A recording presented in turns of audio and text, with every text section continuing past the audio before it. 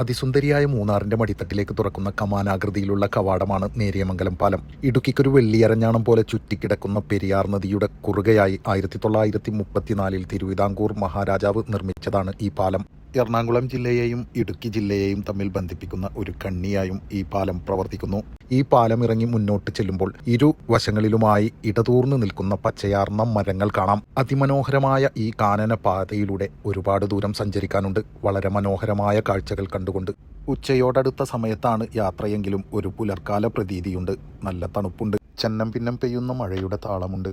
കോടമഞ്ഞിന്റെ നേർത്ത മൂടലുണ്ട്. ആഹാ, അന്തസ്സുള്ള അനുഭൂതി. പാലമിറങ്ങി 11 കിലോമീറ്റർ യാത്ര ചെയ്താൽ റോഡിന്റെ ഇടതുവശത്തായി അതിമനോഹരമായ ഒരു വെള്ളച്ചാട്ടം കാണാം. ഏകദേശം 200 അടി ഉയരത്തിൽ നിന്ന് 2-3 തട്ടുകളിലായി താഴേക്ക് നിപതിക്കുന്ന വെള്ളിനീർ മണിമുത്തുകൾ. അടുത്തു ചെന്ന് കണ്ടപ്പോൾ കുടിക്കാൻ തോന്നുന്ന തരത്തിലുള്ള തണുത്ത തഹൂറായ വെള്ളം.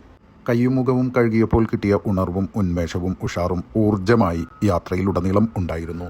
മൂന്നാറിന്റെ പ്രധാന ആകർഷണമായ തേയിലത്തോട്ടങ്ങളുടെ മനോഹാരിത അതുല്യം തന്നെയാണ്. ആയിരങ്ങൾക്കിത് കണ്ണിന് കുളിർമ നൽകുന്നു, അനേകർക്കിത് അന്നത്തിനുള്ള വക നൽകുന്നു.